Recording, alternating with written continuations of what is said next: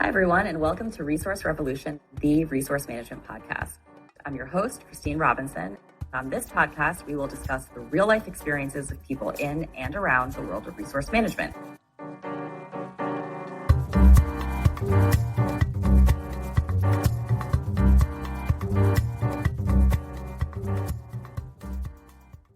Today, we have Melissa Attier joining us. Melissa is an advisory capacity and resource management director. She is a strategic and transformational business leader with over 15 years of business operations, workforce planning, capacity management, resource management, and organizational development experience.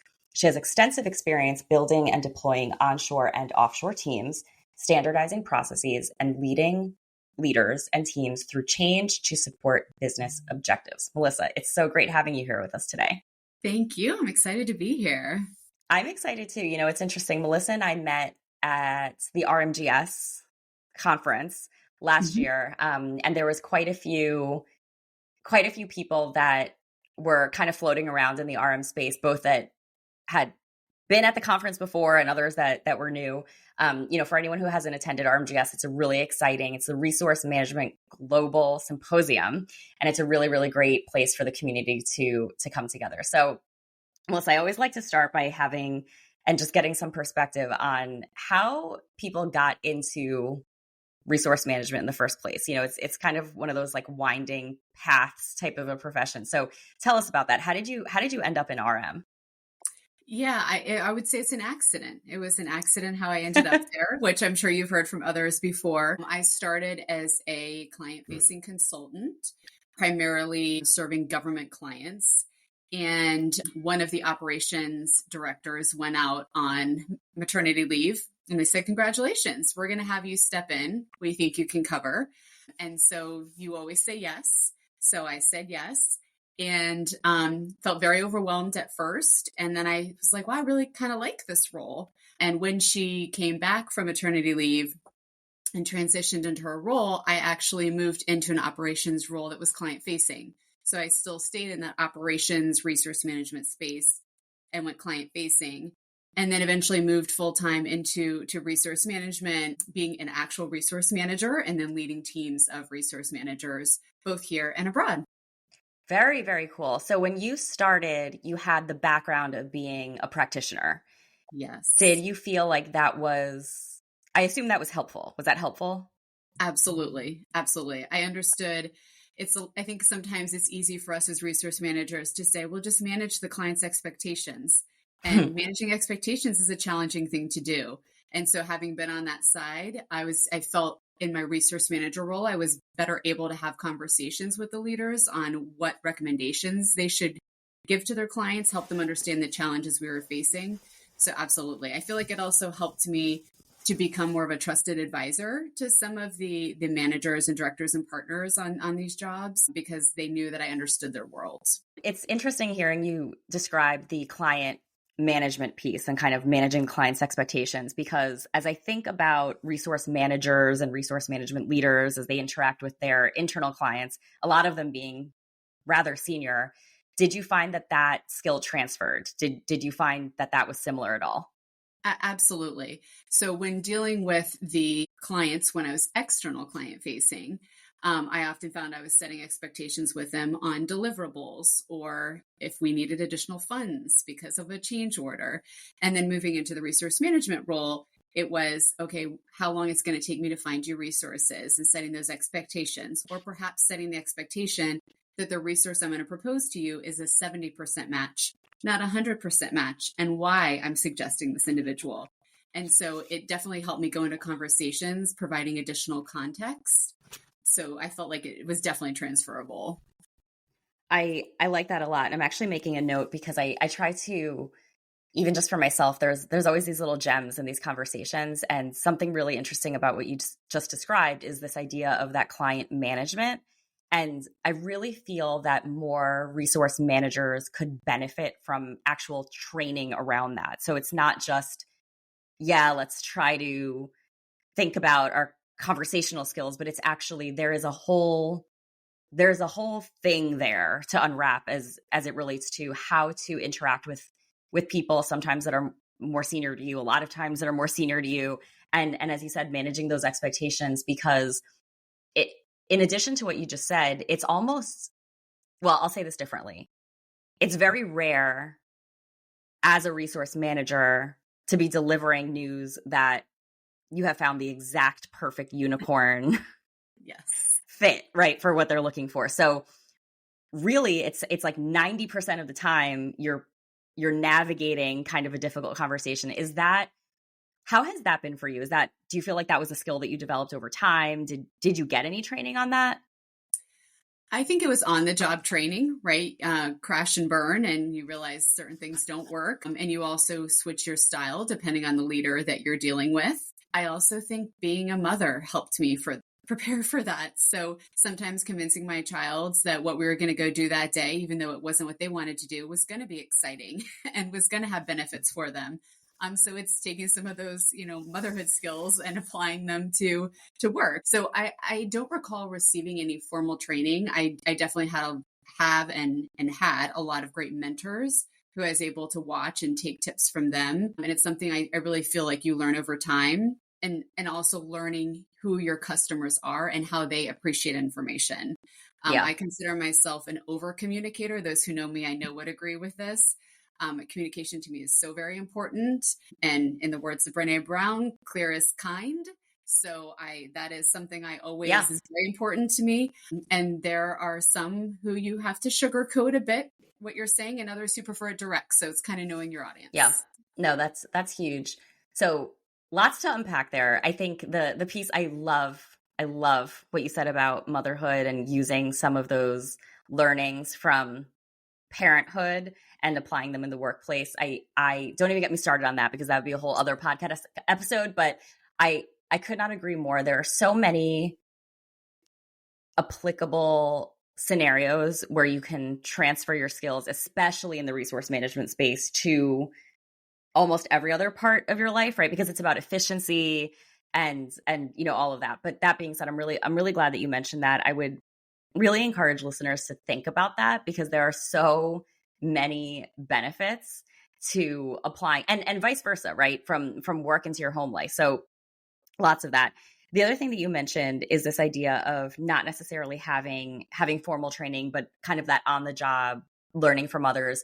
I think that's so true, probably for, I would venture to say, most, if not all, resource management professionals who a lot of times are not engaging in a formal, let's say, curriculum as it relates to their work. I'm curious then your opinion on that, because there's a part of me that thinks, look, we'd probably benefit from more. But at the same time, and I'm thinking in particular on the consulting side, so I'm curious your perspective. I almost feel like that would be sort of impossible because of just the nature of the business. What are your thoughts on that? I think it's a mix, right? I think there are certain trainings, and I know it's something we've explored where I'm currently working, sort of what trainings can help prepare a resource manager. There is no set bucket of courses someone can take and just know they're going to be successful every time. But there are trainings around communication, around stakeholder management, around navigating conflicts that can provide some tips and tricks. But I really do feel like that on-the-job experience is what gets you there, right? Trying different techniques, getting to know those stakeholders, seeing what works. I'm also a huge proponent of shadowing, because as you know, there are so many different styles in the resource management world. And being able to see how different people do the same thing helps you find your own style.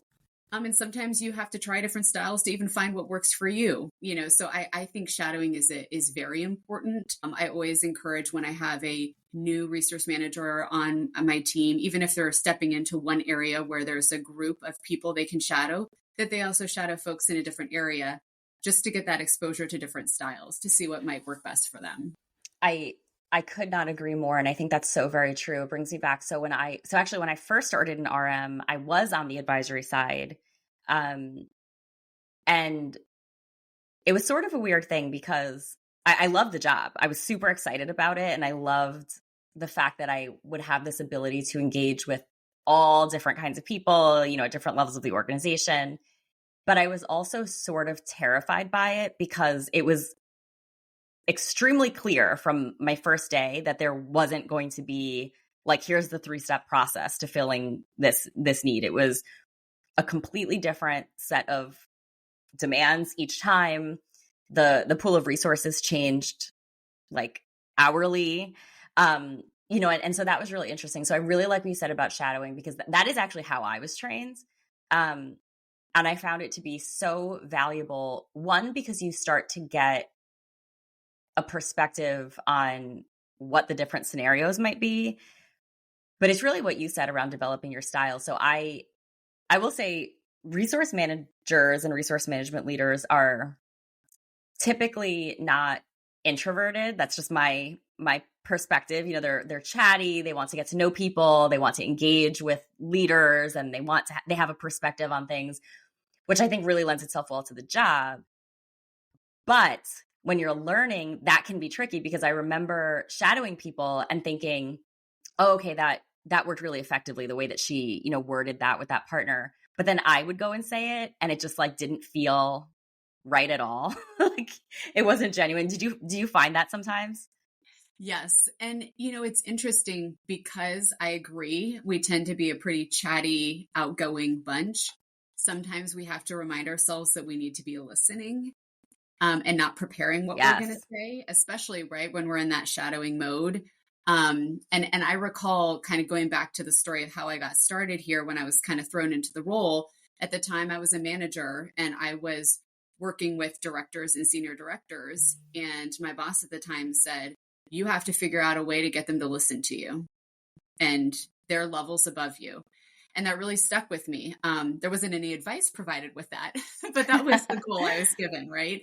And so I found that asking questions and just listening got me far, right? It helped Yeah. me gain their trust because they knew I actually was asking important questions and trying to understand their business, and then listening to what they said and applying it. So Yeah.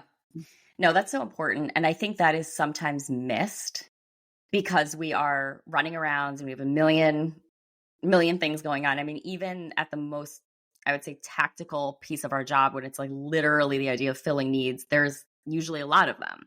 And so that unfortunately can cloud our ability to communicate. I also think it's really important, the concept around over communicating that you mentioned. I would totally 100% double down on that. And I would actually go further to say it's over communicate, but also communicate in the right forum.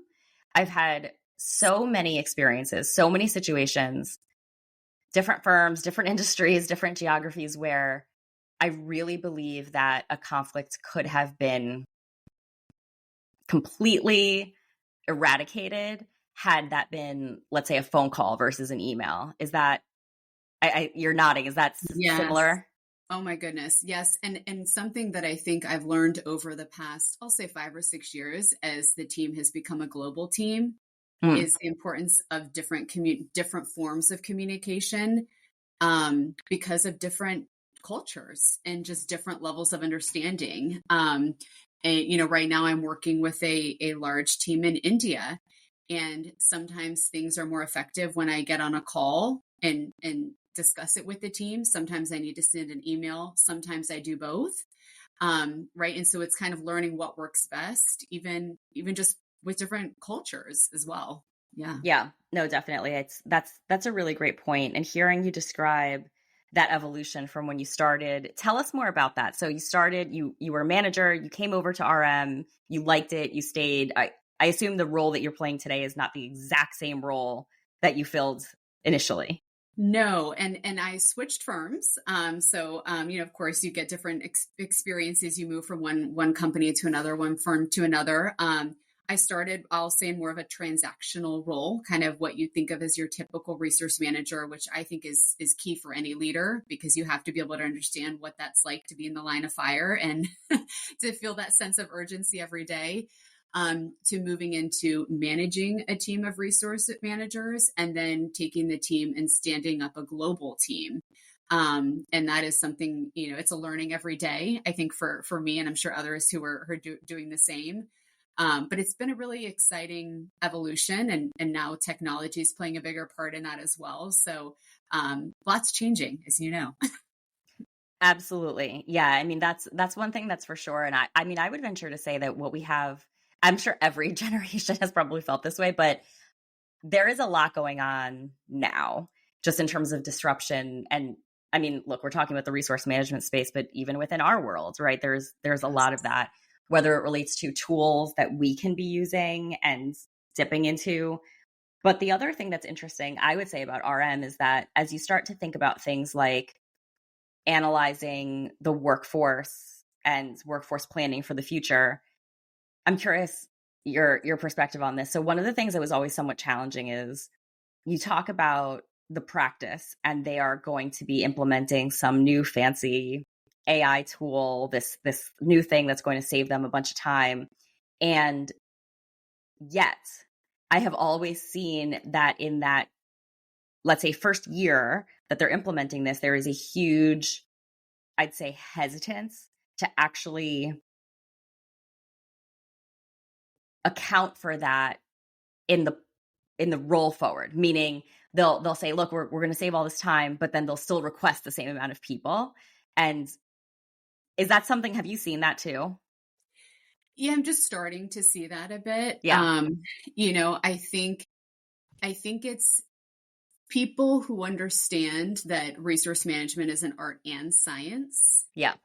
right? And that's such an important piece of what we do. It is very helpful to have these technologies, right? So that we have one source of the truth and we can do our jobs better and faster, but they don't do our jobs. Yeah. Right? They help us do our jobs more strategically.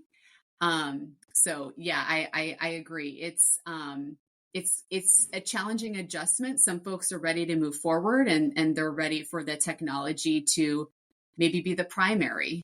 But I think those who truly understand the role and the function understand that it's a blend, and that what that technology does is really elevate the role of the resource manager versus replace the role of the resource manager. Agree.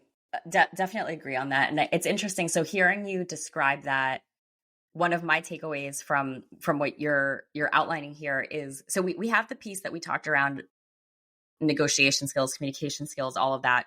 Totally agree. The other thing, though, it sounds like, is in order to be a successful resource manager now and in the future, it sounds like those change management skills are also huge. Does that resonate? Yes, absolutely. I think change management and communication go hand in hand, right? Because communication is such an important part of change Yeah. management. But it definitely understanding where your stakeholders are and where you need them to be, and then how you get them there. And then, of course, respecting whatever parameters are already in place for the firm you're supporting, right? Do you have kind of your senior leaders informed first, and then there's a trickle down effect, right? Do you bring on board a set of trusted advisors that you bring into the fold on what's about to transpire to get some feedback, so you hopefully avoid any pitfalls down the road? Absolutely, absolutely. It would be interesting to have a little bit of a training around some change management 101 for resource managers, because hearing you describe that, there are so many examples that I can think of, even just within my own experience, where resource management, just by nature of the work, we are in a constant state of rolling something out, whether that, and I don't care what service line you're in, it's the same, right? It's a new process, it's a new scheduling timing for getting things in, it's a new tool, it's a different way we're going to measure productivity. So I like that a lot, and I think that's something that we should, I think, as a profession, invest more in, because look, based on what you're saying and what we're seeing in the space, in particular within technology, it's going to get more so that way, not less. Absolutely. I love the way you said that, because it truly is. We are not just resource managers, we're project managers at the same time. And there is one project after another. That project could be staffing an open need, but it could also be rolling out a new process or rolling out a new piece of a technology or an entire technology. But you're right. Yeah. I do feel that way, where I kind of wrap something up, tie it with a bow in theory, right? Nothing's ever fully tied. And then I'm already on to the next thing, or picking up something I had left off to go ahead and tie that bow. So I Yeah. agree. It's like one thing after another.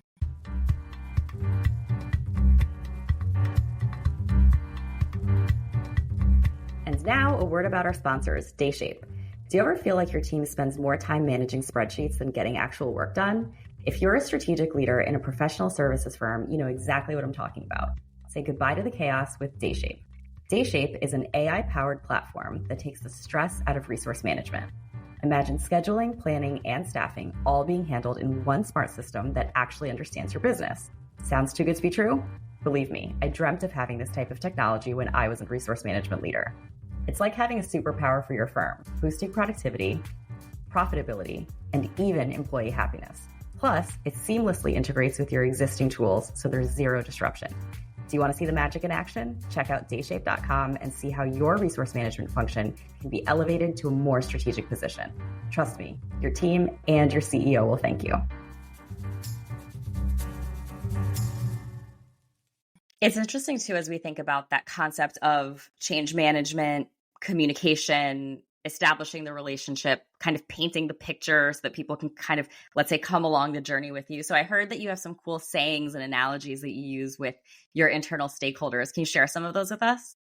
Yeah, I think definitely the art and science one, I think, is an important one, so that folks understand that it's not, we can't just plug something into a tool and it's going to spit out a perfect solution. There is science behind it, but there's also art in what the resource managers know about the jobs, about the partners, about the people, right? And helping to take that information and then get it to the best solution, what's best for the person and the client and the company.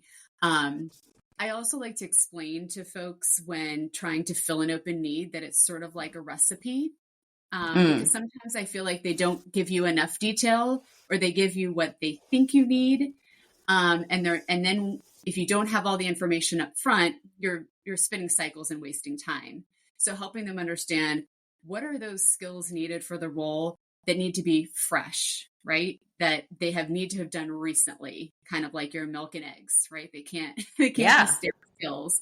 But then there's some other skills that maybe aren't as important, but they're, nice to haves. Like maybe you don't really need all the flour. You just need a little bit of flour, right?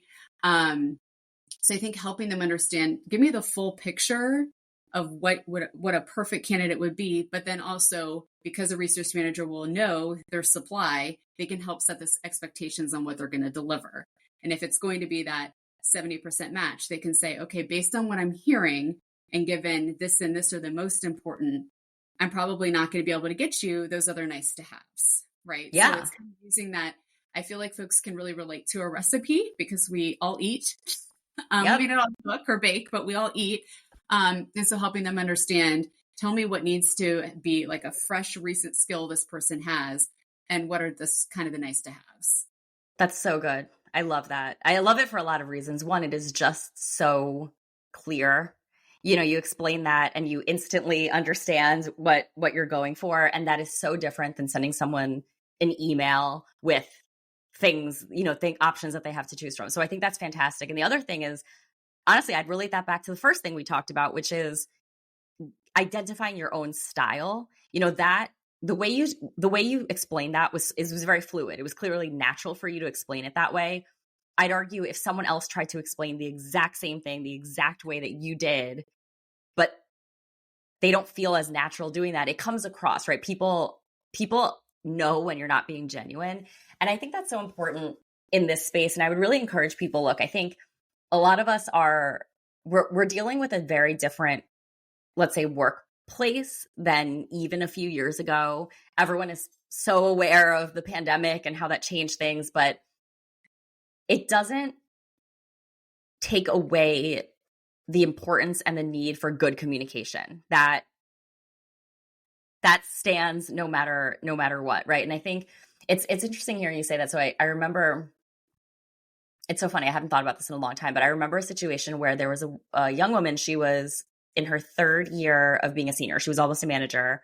It was on the consulting side, and she was not happy about the project that she was assigned to. And look, from my seat, that was a huge problem for me because quite honestly, my goal in a perfect world, everyone would be happy, right? In a Right. perfect world, the need would be filled. She would have been excited to go work on this. And I remember being challenged a little bit because the question that came my way was, look, this is the assignment, got to fill the need, move on. And I thought to myself, if we're going to make this person do this and the reality is she is just not excited about it, there's no way this is going to end well. It's not going Right. to end well for her. It's going to be a bad story for her career. 100% this is going to affect the team. And selfishly, it's going to be my problem as the resource manager later when I have to refill this need, right? So Yeah. I remember having a conversation with her and without completely sidetracking us, it taught me such a huge lesson about the importance of that one-on-one communication. And actually, we got together in person, actually hearing what she had to say. And in the end, realizing exactly what part of it was upsetting to her. And we were Yes. actually able to work through that, right? It was she had this idea in her head that by doing this, let's say next step, it was going to lead her down this path that she didn't want to go down from a career perspective, which actually was not the case. And actually by talking through that and talking about it openly with the partner, we were able to make sure that the work that she was doing was actually setting her up for success in these other areas that she was really interested in, right? And so it just goes to show, and it was just such a powerful, honestly, moment in my own career because it was, truthfully, I could have gone either way, right? Like I didn't have to do that. And one might argue, well, that was an hour wasted, but I would never see that as an hour wasted, right? It was such a powerful thing. And I'll tell you what, in RM, it's so interesting, right? Because that person became a manager, she became a senior manager, she became a partner, and that's a stakeholder, right? Yeah. That we have to interact with. So it's so interesting kind of hearing these stories. And I think probably many of us have those, which is why I love RM so much. And I'm interested, Melissa, from your perspective. We've talked about this a bunch, right? So we interact with leaders, we interact with more junior people, but there's more than that, right? There's this idea that resource managers have to be a lot of things to a lot of people. Yes. And I guess the question is, do you agree with that? And if so, what does that mean? Like, can you bring that to life for us? Like, what are those different people, and what does resource management have to do with all those different teams? Yeah, I think sometimes people think we're HR, right? Mm, Sometimes people think we're operations, sometimes finance. We play all of these different roles, and I think we just have to flex when it's needed, right? So I think of your example, and I think it's a resource manager role, but sometimes it borderlines in HR, like an HR business mm, partner type role, right? Because sometimes people reveal some personal information to us that helps us understand maybe where they're coming from, or their past experience, or things that have or haven't gone well. I could really relate to your story. I was thinking a lot about when I used to staff a lot of our college hires and having those mm. conversations where they would hear about, I'm going to be staffed on this job. Well, I don't want to be on this job, or this isn't what I want to do, or I don't know how to do this, right? Yeah, And having to navigate that and help them understand this doesn't set you off and you have one track for the rest of your career. This is yeah. to get you experience and build your skill set and build your client exposure. I think sometimes leaders ask us to flex more into that operations finance space. They need more data. They need more reports to understand what's happening. Maybe it's with the forecast or the availability of the supply, right? And so I think we do get asked to wear a lot of hats. I Mm-hmm. think the number of hats we wear depends on how many of us there are in an organization. Sometimes we have to put up those walls. I think one way that's helpful to kind of draw the line between a resource management role and perhaps other roles is to have a charter, which really defines what you've been tasked to do. And I think it helps kind of set those parameters so that if someone asks you to do something kind of outside of the space and it's just not within the bandwidth of the team, you have something to lean on. So, yeah. I love that, and I 100% double down on that. So couple things there. One is, if this concept of a charter isn't familiar, there's all kinds of materials around this. The RMI, the Resource Management Institute, puts out a ton about this. One of our previous guests on the pod, Gary Ward, actually gave a presentation at RMGS about the charter. So I'll volunteer him for people who want to reach out.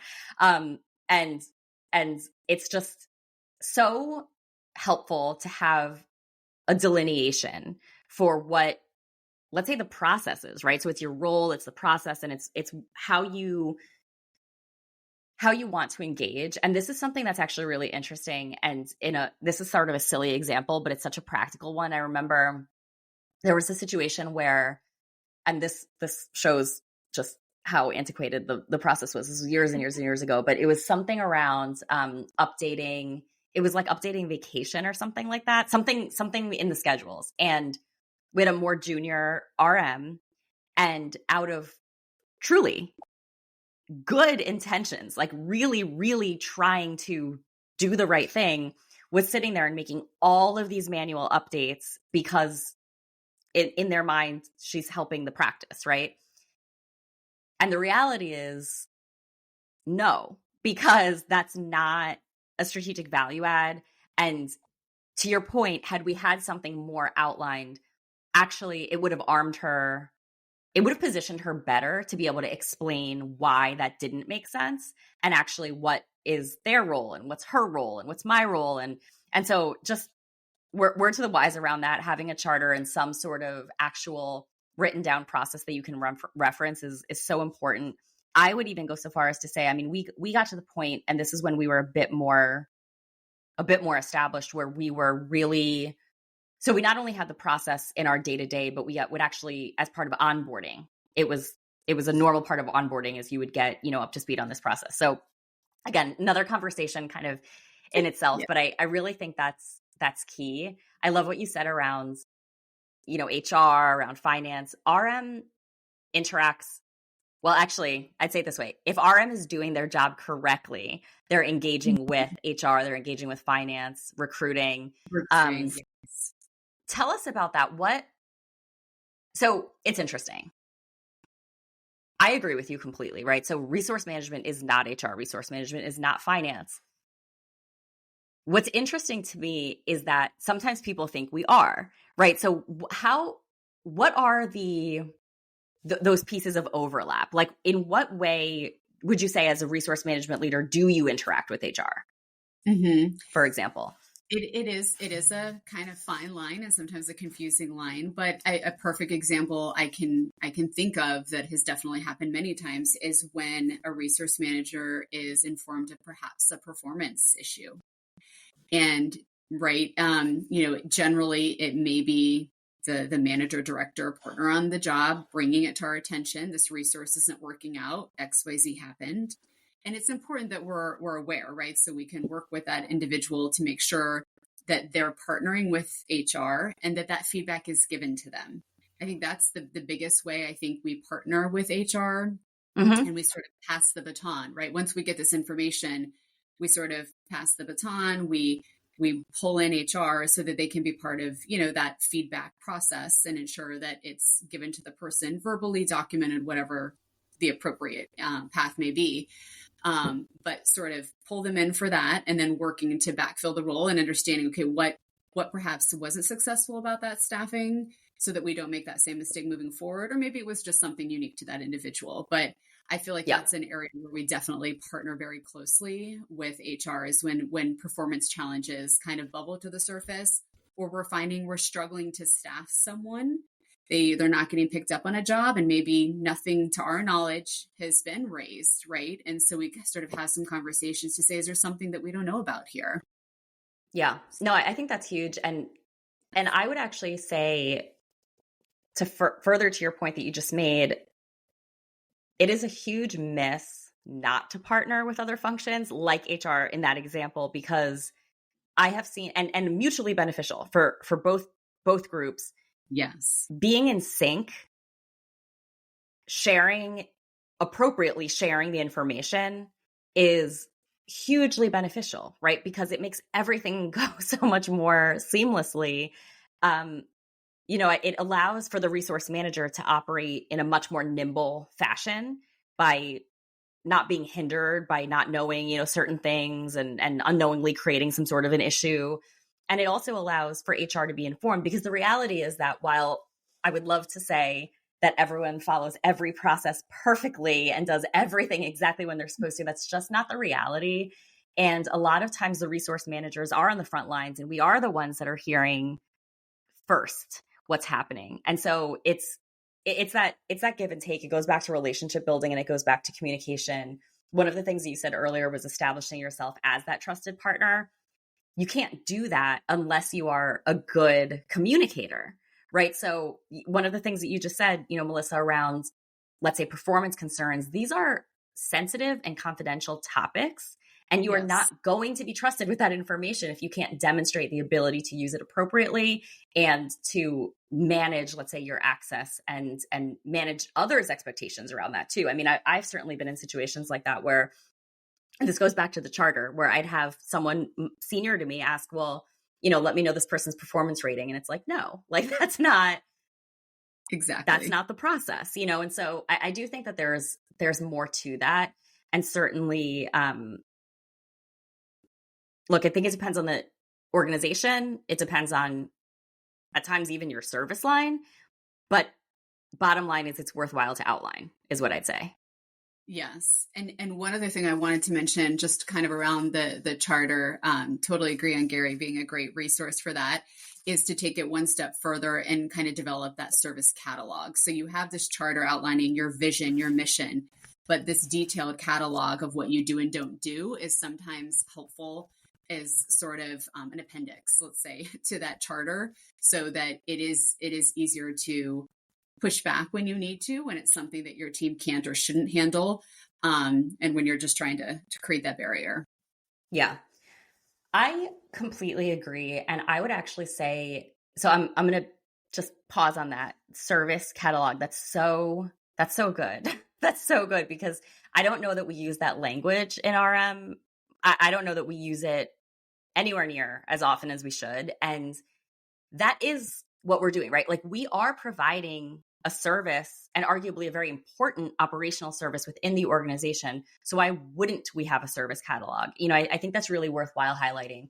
I'd also say that regardless of your level within the organization, but in particular, if you're more junior, having that is probably somewhat of a confidence booster as well, because you're not just saying something, right? Like, it's backed up by a process that's been blessed, and this is the way your organization, your firm chooses to operate. So I like that a lot. It's interesting talking through, so the idea of a service, but now transitioning to the idea of service lines. Now, have you primarily been on that advisory side of the house? Okay. Primarily, I did, prior to moving kind of to the commercial side of the house, I was very government focused. And so it was both audit and advisory, but primarily the advisory side, the consulting side. What's so cool about that is I have found, so I've had the opportunity to work on both the advisory side as well as the assurance side, and later kind of overseeing 3 service lines. But so it's interesting. I kind of knew what the other service lines did, but not really. And I think that's actually what is so unique about resource management, is people are like, oh yeah, that's the resource manager. But do you feel like it really is that different, service line to service line? Or do you feel like it's the same job? What's your perspective on that in your experience? I definitely think, looking at places, my current employer and places I've worked before, I do think it is different. There's certain similarities across the board, right? Certain kind of core responsibilities and core day-to-day, activities you'd expect a resource manager to do, regardless of service line.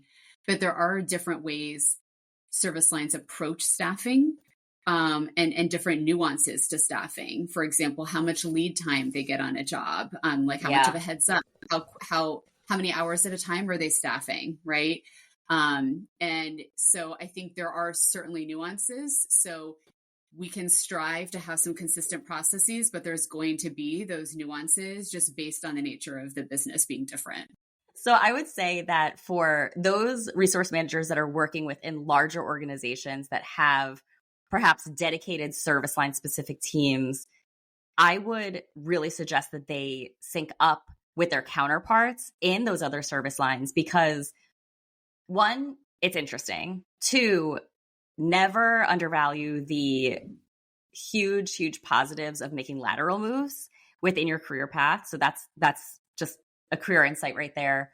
But the other thing is having a bit of an understanding and a little bit of empathy for what's going on is really goes a long way.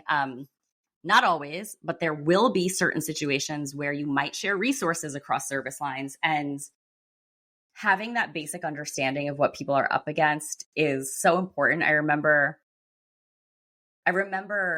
the advisory resource managers having a hard time understanding why the assurance resource managers were taking forever to get back to them about who's available. And it's like, well, no one's actually available. That's the thing, is we have to make them available, right?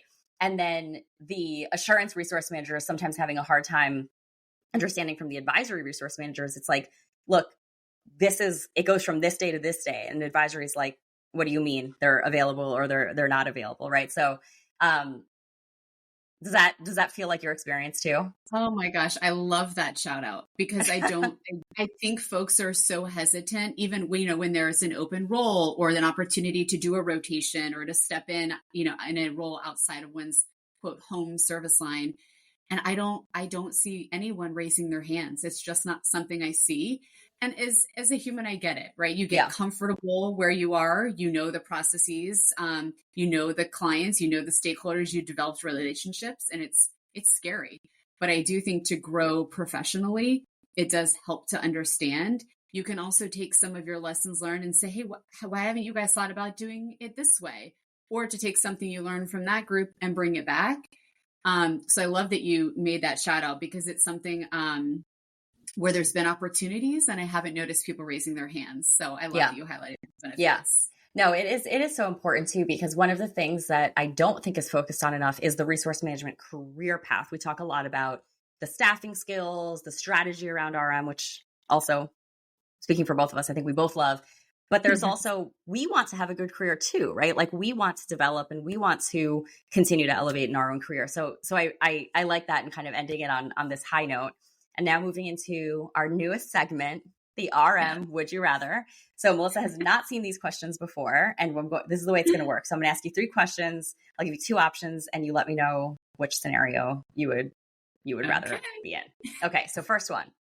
Would you rather have the ability to instantly fill any staffing need, but lose all visibility to future demands, or have perfect demand forecasting, but consistently struggle to find the right talent? I would prefer to have perfect demand forecasting. Absolutely. I think having that line of sight, you may not have you may struggle to fill the needs, but you at least know what's coming and you can get creative and you can partner with others to be like, how can I make this happen? I think that's spoken like a true RM in the advisory space, I would add. Absolutely. Yeah, that's the answer I was expecting. So yeah, no, I think that totally makes sense. Second question. Would you rather have every staffing request come in with lots of lead time, but require 10 approvals before you can fill it? Or always have requests pop up at the last minute with the ability to fill them instantly? Oh, that is a tough one. As much as my type A self hates to say this, I think I'd rather the fire drills and have them come up last minute, because I feel like too many approvals slow down effective processes. Mm-hmm. I hear you. It becomes a bottleneck, right? Yes. Yeah, no, I hear you. All right, last question. Would you rather handle a last-minute staffing crisis during an extremely busy time of year, or give a presentation on workforce planning to an audience of skeptical leaders? I would definitely rather give the presentation. I love a challenge.